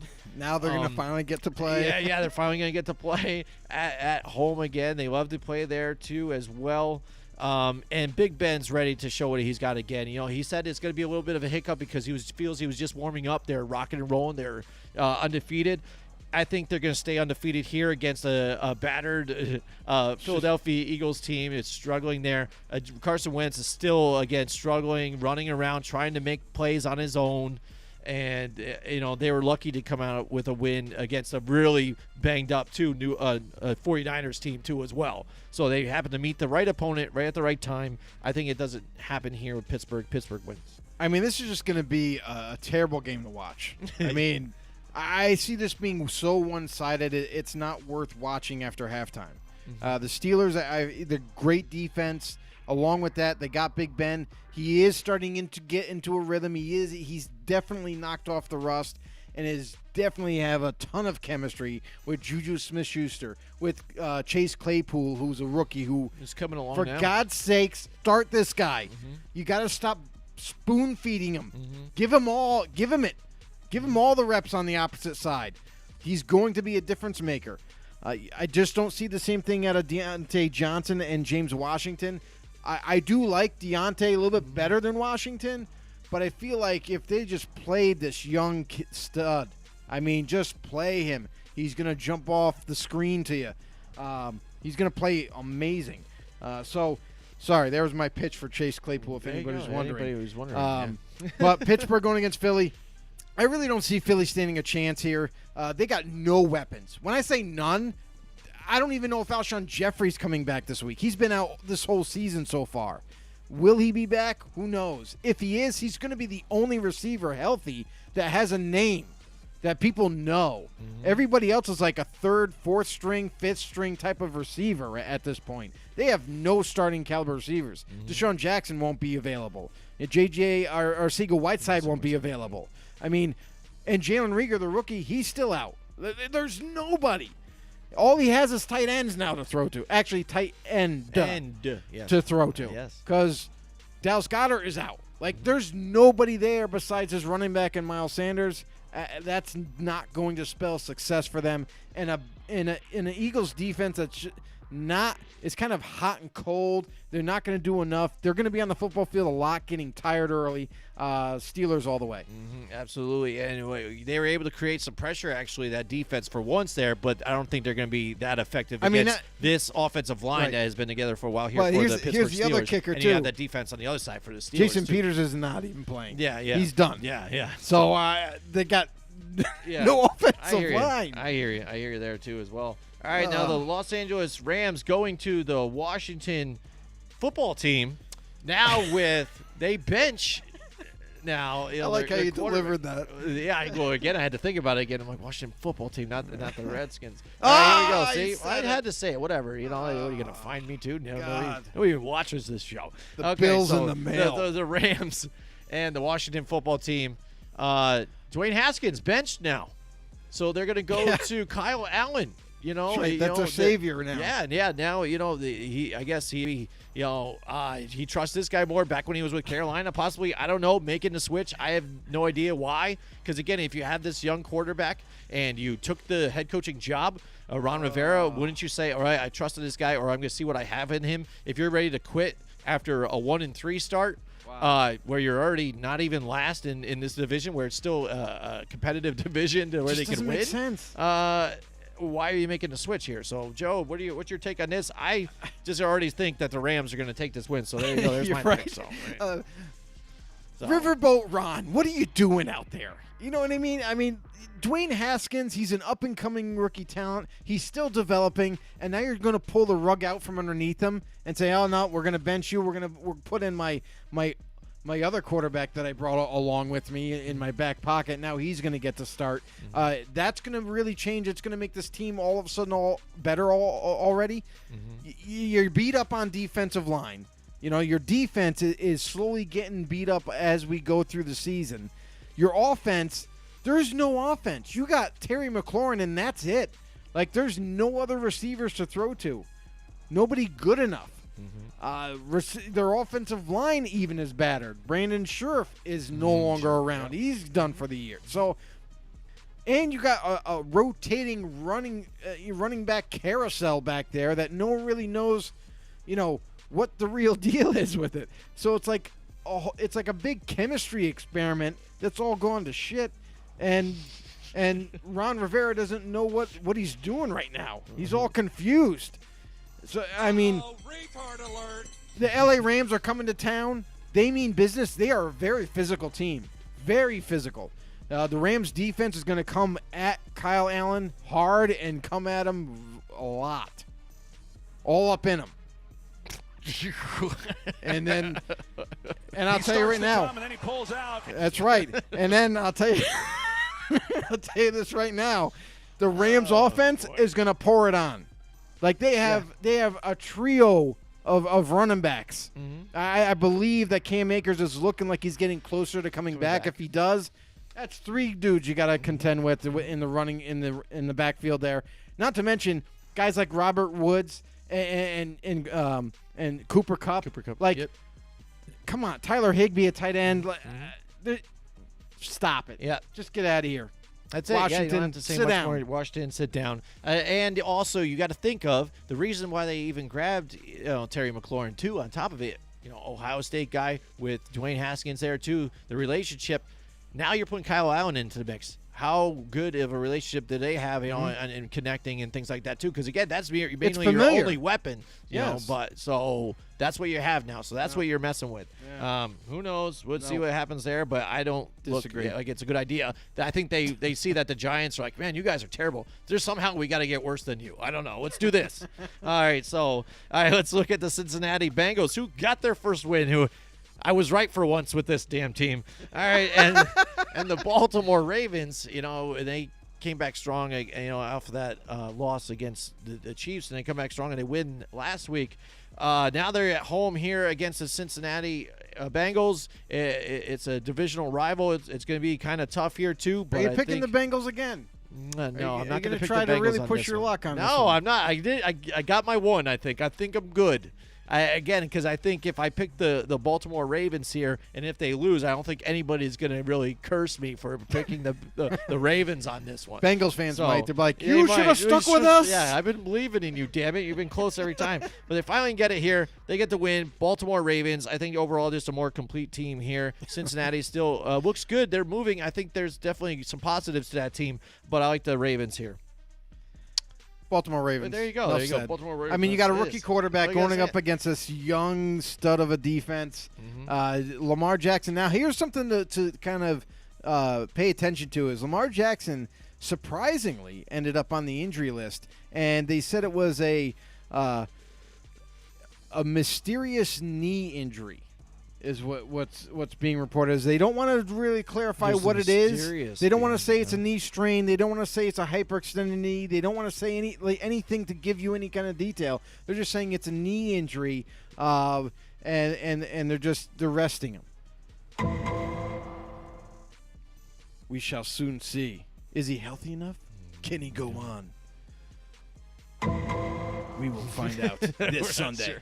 Yeah, who knows? So hey, but I'm sorry. I think healthy enough to still beat this team. I think even if they, damn it, who's the backup quarterback for the Ravens? It's is it Robert Griffin III? Yeah, Robert Griffin. Mm-hmm. Even if Robert Griffin starts, I got the Ravens. I think on this so one. too. I think so as well. All right, so there you go. Moving on, Jacksonville Jaguars, the Jaguars of Jacksonville, to face the coachless Houston Texans here. All right. Well, they have a coach now. I guess it's Romeo Crennel. He's an interim coach. Yes, he's he's still there. Romeo Crennel here. Houston, they need to bounce back here. They're going 0-4. Jacksonville looked like they were getting something going. They're in a lot of games. Still, their record doesn't show it right now. Again, the last two games, it seems like the offensive line kind of is not being able to protect Gardner Minshew as much as the first couple. He's running around, getting sacked, getting hit, can't get the ball out there enough to where he has to dump it off. And here, not really getting the wide receivers involved in everything here. On the other hand, the running game, too, I think Robinson there for them looks very good. I like the way it's a good guy that they found back there, something they've been looking for, especially to be comfortable to move on from Leonard Fournette. Mm-hmm. Nice guy to jump right in there. James Robinson, boom, and there you go. That's a nice fit. I think they're still in the building and getting momentum going here, though. I think Houston can come out with a win against this one because I think also they're relieved from the pressure of not having Bill O'Brien there. I think they play under a different type of momentum, and I think just Jacksonville at this point is just beatable, though, right now. I still think it's going to be close, but I'm liking the Houston Texans in this one. This one I debated a little bit until I really started to pay attention on who's healthy and who's on what team. Mm-hmm. Jacksonville Jaguars have a better team than the Houston Texans. I know Deshaun Watson's at the helm for Houston, and he's going to give it everything he's got to try to get this win. But I just don't think the Texans have enough right now. I mean, yeah, it's a huge, relief that O'Brien is now gone. No one's everyone's probably in high spirits right now. Everyone's doesn't have to worry about him or whatever he thinks or whatnot. But even though it's a positive day in Houston, I still think the Jacksonville Jaguars are going to get this win against the Texans. I just like the team overall. Gardner Minshew, I'm a huge fan. Oh, I know of. You're a huge fan. I love this dude. How could you not be a fan of him? James Robinson, like you mentioned, good running back, a solid offensive line. Their defense is young, but it seems like they're gelling every single week as they play more. So I'm going to go with the Jaguars. Okay, all right. I like it. There's a lot of different picks in this one, Joe. This is going to be crazy. All right, the Miami Dolphins go into San Fran. San Fran didn't look so hot there. I think defensively they looked pretty good, but offense really struggling. And they even cut Mohamed Sanu, I think, this past week, too, along yes, they say that we don't even bother needing you even. No, they got Brandon Ayuk. What do you need that guy is amazing. Oh, just that hurdle was just astronomical. Wait until Debo comes back. Oh, I know. I mean, it's just absolutely altogether right nice. there. Miami, they're an up-and-down team. Again, it's like seemed like they could get some things going. It's like, you weird. See a flash of what they can do, but then they're just not in it. What do you have for this game, Joe, moving forward here? It's confusing. I don't know what to make out of the fish sticks here. It seems like 1 week the Dolphins play amazing. You know what I mean? You can't stop them. Ryan Fitzmagic is just lasering the ball everywhere and scoring touchdowns, and they're just kind of beating up a team at will. Mm-hmm. And then there's other weeks where you scratch your head and you're like, wait, what happened to them? Where's the same explosion on the offense? Where's that tenacious defense that I saw got 2 picks last week? You know what I mean? Like, I don't know what to make of this team. And I think, in a sense, it's a good thing for Dolphins fans because they're used to seeing them just nosedive week after week. And at least this season so far, it seems like they're up and down. It seems like they're on the cusp of becoming really good. They just have to get on the right track. But the Niners, you're playing the 49ers. I don't care who they're missing. I don't care. They have such great depth on this team. It just doesn't matter. Even if Nick Mullins is going to be the starter for the rest of the season, I still give the Niners a lot of credit, a lot of opportunity to win games. So I'm going with the Niners against the Dolphins. All right, this was a tough one for me as well, too. I think I'm going to side with you with the 49ers as well, because I think even if you see C.J. Beathard, too, even they decide to put it there, I think he still is fairly mobile. He can get some things done. In Miami, I guess you're not sure what you're getting with them. And how come there's not a lot of questions of, like, when we're going to see Tua? What's the question mark around Tua? Why isn't he going in? I mean, is Ryan Fitzpatrick, though, even really playing that poorly, where you might just put him in there? Or is it really just looking into the whole thing, we're going to rest him this season and then just start him next year? I think the Dolphins will reach a point where they know, like, okay, we're just losing a lot of games right now. Now let's get the kids some experience. Yeah. I think that's what they're waiting for. They're waiting to see, that garbage time type of games whatever or that threshold is that they have in their mindset, like, if we lose 6 games, before we're week 8, mathematically out or whatever. Yeah, like if we will lose 6 games before week 8, let's just see what happens the rest of the season. Put 2 in. Mm-hmm. You know what I mean? We'll see. Yeah, all right. Now I think you're definitely going to see him this year, though. Mm-hmm. I don't think he's sitting out the whole entire season because what's the point? You need to get him some experience. Yeah, definitely. All right, now we have the Indianapolis Colts going into Cleveland. Cleveland's been pouring it on there, being able to put up points, one thing they could not really do before. I think they even broke a record for themselves of, like, not being able to put this many points in, I think it was 20 years or something. It was it was a long time. I think they said back when I think the quarterback it was Dak Prescott was a certain age when it was the last time the Cleveland Browns actually got it or something. It was crazy. It was astronomical. All right, so the Cleveland Browns able to put up over 30 points for the consecutive games here, to where they were inept in the training camp and in the beginning of the season. Now they're looking like they're rock and roll. But the thing is, they're getting innovative. We've seen already Jarvis Landry throw 2 touchdown passes, to Odell Beckham Jr. too. Something different, something to get it going, to mix it up a little bit too. Being creative. Not just put it all on this defense, because that's one of the questions we had asked too. Is this offense finally going to show up this season and help out this defense and become a full team as whole, live out to the hype to what this roster, when you all look at it, what they should be doing? I mean, they didn't have Nick Chubb last week, and they still need him. No, they don't need him because they the got Kareem Hunt. They have Kareem Hunt there in the backfield as well. So 1 and 1A. So you have it there. They can get it done. They do it in Dallas. Now you have the Indianapolis Colts coming in there. This is going to be a tough game as well. Yeah, definitely. It's tough for me to even pick here. It's going to be back I didn't and know forth. what direction to go with this game, because on one hand you have the Colts who they're playing really well. Yeah. I mean, defensively, they're pretty well. Offensively, yes, Rivers kind of went through a little bit of a rough patch and had a couple of games that didn't look so good. But last week, the whole team, offense, defense, special teams, they all played tremendously well. And now we got the Cleveland Browns, who are also kind of terrible. No, we're good.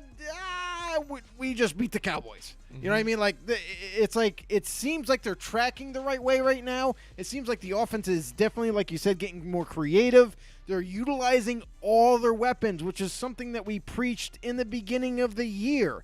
Now the Cleveland Browns, they look like that team that could make a difference now. They look like that team that we probably thought should have started last season. With all the hype that they had and everything, we thought that they were going to take off then. Maybe they're turning the point now. This is going to be the test, though. This is going to be the test. They came off a huge win, an upset from last week. Now you're playing another good team.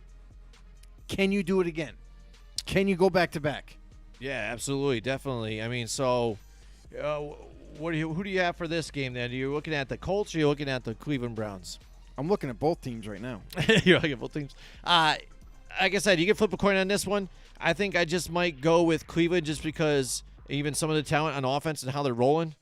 I'm just going to do it. Why not? Yeah, and that's kind of – here's the thing that I'm kind of playing in my mind right now is you got the Colts that kind of got beat up last week, okay? Darius Leonard, amazing linebacker. He got hurt last week. He looks like he's a little beat up so far midway through the week. If he can't go, that's the backbone of the defense. And also, Anthony Costanzo, he got hurt last week as well. Things aren't looking so great for him this week. If they can't go with their left tackle, then that's going to – watch out. Myles Garrett's coming. So I like the Browns, their roster versus kind of like a beat-up Colts team right now. Mm-hmm. They're not decimated, but, they got a couple of key guys that could possibly miss this game. And if they do, it's going to swing heavily in favor of the Browns. The Browns, they also got nicked up a little bit last week, but it seems like a lot of people are on the right track to come back this week. I'm going to go with the Cleveland Browns on this one. I think it's going to be an upset. I think the Colts are going to have their hands full. And as long as Kevin Stefanski keeps coming up with those creative plays, keeps making this team believe in themselves, they got something going. I tell you what, the Cleveland Browns injury list looks a lot like the Patriots. It seems like they put everybody on the injury list, and they're like, "Oh, limited practice. We're going to do this. Yeah, maybe. Who knows?" It is a laundry list. They have it's a laundry list, but it's like, on. But everybody's practice either limited or right, full. right. Yeah, it's just they want to keep not you guessing. Even, Darius Leonard, they said, did not practice. No. We'll see what happens moving forward. Trey Burton as well, and also Anthony Costanzo. So, like you said, I mean, there's some question marks here. Again, I'm just going to ride with Cleveland too. Again, probably going to regret this. Yeah, we probably both will, but whatever. All right, the Giants here going into the Big D now in Dallas. Dallas has been – this is a tough one. This big is another game for me that I had a able hard to put time. up a ridiculous amount of points here too. I mean, you might call some of it garbage, because teams have gotten big leads on them. Yeah, they let up. Kind of let it go, and Absolutely. then they get back into it. So what are we really looking at? Because again, this is one of the things where you say too as well. Stats don't tell the whole story. You can they see don't. that Dak Prescott's this many stats too as well, 400 plus. But we also saw Ryan Fitzpatrick for the Bucks last season have them consecutive 400 plus seasons as well, and nobody's calling Ryan Fitzpatrick, a Hall of Famer or whatever. Although he owns a lot of those types of records.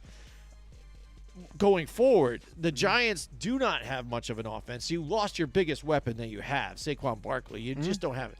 And Devonta Freeman hasn't been a big part of this team yet as well. He's still trying to catch up on the speed of the offense. Yep, injuries, you don't have, Shepard. Everybody knows the whole story there, too. Offense just trying to find himself. Defense, surprisingly, has been doing fairly well. I think they did better, too, having Logan Ryan in the game last week. So I think they play some. I didn't get to see the game, so could you tell me where they put him, what position-wise? He was back at safety. Stupid. Again. Yep. But yeah, I just can't believe it. Yeah, but I mean, I think altogether they played well. By the way, and they stay in the games. By the way, you're getting Jabril Peppers back this week. Oh, that's good. That's good to have. So maybe they'll move him him and flex them out then. That would corner? be great. Maybe that's what it is doing for now, and just that's what they knew. I hope so. I hope so too as well. But again, I think just because it's a divisional game, I think it'll be close at one point here, maybe the first half. But the Giants always falter second half, can't get it going, nowhere near what the offense it should be doing here and what the Dallas offense does. But the linebackers not having Sean Lee and Van Esch. Leighton Vander Esch back there. That is a major difference with this team. If you look at their win-loss records or how effectively this defense plays, they're just not the same. Without having those leaders there in the center of the field, not having them there, this pass rush that they try to get here is basically null and void here. You can't get it going because the backfield isn't as talented as what they had. So I think they'll be susceptible to crossing routes on the inside. Maybe get Golden Tate, like I've been asking, on the center, like in a slot position. Put him in the slot, please. Put him in the slot. Then you can get effective and get the ball rolling here for Daniel Jones and the offense with the Giants. But I think overall, again, after all it's said and done, the Dallas Cowboys come out with the victory. I don't like the Cowboys' defense at all. It's absolute trash. Boom. I mean, to be honest, the Cowboys can't stop anybody. They can't. They simply can't. It doesn't matter. Their corners are beat up. They got Trayvon Diggs, who they're hoping is going to be healthy enough to go this week. And to be honest, Trayvon Diggs is their best corner. He's a rookie, and he's their best corner. So kudos to the Cowboys for drafting him. But nonetheless, I mean, the Cowboys' defense, they just can't stop the run. They can't stop the pass. They just can't do anything right. So it falls all on the Cowboys' offense to try to stay with teams. and keep it close. I don't like that. I think it's way – listen, if the Cleveland Browns can put up 41-plus points on you, I think just about any team can score on you. So I like the Giants' defense better than the Cowboys, obviously. I think it's a lot more solid. I love Blake Martinez over the middle. I think you're going to see a big game by Blake stuffing Ezekiel Elliott because that is the key to beating the Cowboys. If you can stop the run game, you're going to make them one-dimensional, and they're gonna have a hard time. I like the Giants in this one. Wow. Okay, I like the Giants. On defense, I like the offense with Daniel Jones. If they utilize Daniel Jones a little bit more with his legs, it's going to make too as well. This is going to make the Cowboys' life absolutely miserable because they're going to have to spice some things up in this game. They're going to have to utilize his legs. They're going to have to utilize play action. Listen, I know they don't have Barkley in the backfield, so no one's really worried about Devontae Freeman running the football on them, but you still got to be creative with what you have as your weapons. So now I know they use this as a storyline. Now, how effective do you think, or what do you think about the mystique or whatever of now Jason Garrett, the Cowboys, going in there and face each other? Now an offensive, minded coach here that used to be the head coach of the Cowboys. He knows them a bit. It's gonna play a part. It really is going to. He was there for years as the head coach. He knows that team inside and out. Defensively, offensively, he knows a lot. He knows Dak Prescott really well, so that might come into play in this game. Perhaps, Jason Garrett fed some ideas and opinions to the defense on what to do against Dak. Right. And so that's going to play a part. I don't know how much of it will, but we're going to see Sunday. And I think that could be another reason why I'm going with the Giants. There you go, the familiarity. The information on the inside. I'm having a hard time with words tonight. I don't know what it is. I'm just fumbling, stumbling, but I'm powering through it, Joe. It's because we're already having a rough week. It could be just a rough week. I really powered through that monster too, so maybe I'm just running a mile a minute. All right, now here we've got Thursday night's game here. The Minnesota Vikings. We had that one. That was a nice pick for us there too. The Vikings pull through and get that victory, which some would say is probably an upset. Now they go into Seattle. The Seahawks have been just playing great too as well, running on all cylinders. Russell Wilson again making his pitch for the MVP of the NFL. I think this is going to be a close game as well too. It's going to be tough. It looks like now Jefferson is starting to find his way in that offense here for them, helping to loosen things up and to be able to get some of the other guys open and get that offense rolling. Dalvin Cook, we said it even. I think a key of it last week was for him to be able to be effective. I think he was. But this is a different team here in Seattle. It's going to be close, but I'm going to go with Seattle just because, again, how they have been playing consistently. I'm not going to bet against them until I feel I really have to. I think, Okay, that's good. How can you bet against Russell Wilson at this point? Because he's just lighting the league on fire right now. A guy, won this past week. What did he throw? 5 touchdowns, or was that the week before? I think that was the week before. It was insane. Yeah. But this guy, you just can't stop this offense. DK Metcalf is on a whole other level this year. He's really worked hard on his craft, and it's showing. In all his other weapons. I mean, he's got like 14 tight ends that he could really throw to, and they only use like 2. But Chris Carson at running back, yes, he was banged up last week. It looks like he's on track, surprisingly, to play this week. But does that mean they're rushing him back too soon? Maybe he gets injured midway through the game. But they're probably not going to miss a beat because Carlos Hyde is also going to be backing up Carson. So even if he has to get pushed into the starting lineup, I don't feel like they're going to miss anything in the run game. Absolutely. And defensively, Jamal Adams, is he going to play this week? He didn't play last week. Doesn't look too reassuring that this week he's going to be back. And if he's not, it does pay. It definitely does play a part in this game because he's definitely the backbone of this defense. It's no longer, to me, Bobby Wagner. Bobby Wagner used to be, in my eyes, the guy. Now, since Adams has been there, it seems like he's just brought this different attitude to Seattle, and it's just all over the football field, making great tackles, punishing people, he's just all over. Without him there, this defense does take a small hit, but I don't think it's enough for the Vikings to kind of take over and win this game. I, too, am going to go with Seattle. All right, here now we have the Chargers, I think they've been playing better with Herbert there at the helm. They should have probably won even last week against the Bucs. I mean, they played them hard and just a few little miscues here and there. But they look very good moving forward. There's a lot to be proud of for the Chargers, I think. But then when you have to face the Bucs 1 week and then go right into New Orleans and face Drew Brees, and a team that's hungry. Now I think he even has a bigger edge on his shoulder too, because again he hears what people say, and he got a chip older here and there. He's got a whole chip. block. Absolutely, that team is working together as well, and it showed now that maybe they just had a little bit sputter getting connected in the beginning. It is tough losing Michael Thomas, your star wide receiver there too. So and that's something too. He that. might be coming back this week. Absolutely. Too. So I mean, overall, when you look at this game, I think the Chargers are going to play hard, but it's not enough. I think the New Orleans Saints take the victory here at home. I think this is going to be a good game all around. Yeah, I'm excited for it. I don't see this being one-sided at all.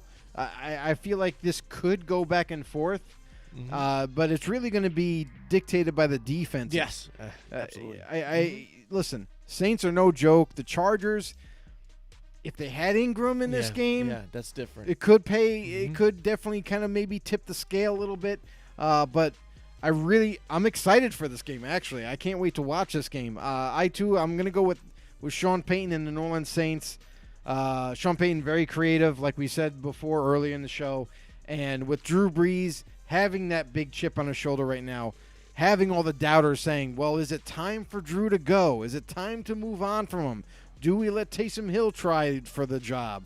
All these negative and in these opinions that people have that that's it. The Saints, they're going downhill. Jump ship now. Don't worry about that. Sit down. See, even Trump tells you to sit down. It's absolutely. New Orleans Saints all the way in this one. I just think they're just clearly a better all around team now. If you got Derwin James back, if you know what I mean, if you had Ingram and Derwin James on this team, I probably would have picked the Chargers.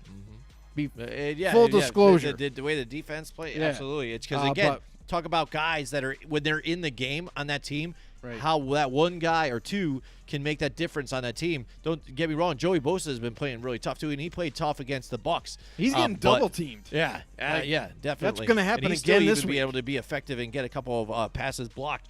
But again, the difference of having those key players in and out, it's a difference between a win and a loss. We'll see, though. We could be wrong about this one. Oh, and the thing too is away. Anthony Lynn and some of the plays or some of the management of the team with going for it at certain times or things that he did. A mismanagement, I think, in that game had cost him too. I can't recall right now, and some of them that were really pointed out. But I remember watching that, and certain times, certain things he went for things. I was just kind of like, what are you doing? It's not really the right thing to do. And he's been called out on that a few times too during his career as a coach. If they can, he is an aggressive coach for sure. And Sean Payton is just like that as well. I don't think anybody goes for it on fourth downs more than Sean Payton. True. That is true. He's just crazy. Yeah. But he is fake crazy. punts. How many times has he called that? Like out of nowhere, you're like, wait, what? Yes. Absolutely. So, all right, that's it. That's it for our show. We appreciate you guys that joined us with us tonight. Don't forget to like and share the video. Also, join us on YouTube, Football on the No Show. Hit the subscribe button. Hit the notification bell to get notified whenever we go on live and post content. We're trying to do more of that as well. We're going to get some more interviews set up for you guys, too. That's going to be exclusively to YouTube. So make sure that you subscribe to that. Also, join our group, Football on the No Show. If you haven't on Facebook yet, go ahead, join our group. You can post whatever you want here about football, headlines, rumors, anything related to football. Joe, what else? Where else? Even your opinions, guys. I mean, we welcome everyone's opinion. If you even want to rant, go ahead and rant on our page. Yeah, we don't hate. You know what I mean? If you want to comment during our show, whatever, let us know what's bothering you. Let us ask us a question. What do we think? It could be fantasy related. It could be just reality in general. I don't like my quarterback. What do you think our team should do? Should we dump him? Should we trade him? Anything, guys, anything. So, yeah, just make sure you go ahead. If you haven't done so already, would be much appreciated if you go over to YouTube, Football on the No Show, hit the subscribe button, hit the notification bell and get all our updated and great updated content. Also, head on over to Twitter, at FB_no. That's where we do a lot of posting of different storylines from players and coaches and teams. Not like everyone else is just kind of like just spamming jargon of transactions or something. Also, we got some cool things over there. And don't forget us on Facebook as well. Yeah, absolutely. We're going to get more active with our page too. We look for that soon. So then you guys could join us through our page as well and help build that. And you could send us stars, whatever you'd like to do. So we really appreciate it, everybody. Thanks, everybody. Just do it! Yeah. So we appreciate it. Thank you so much, and we will see you guys next time.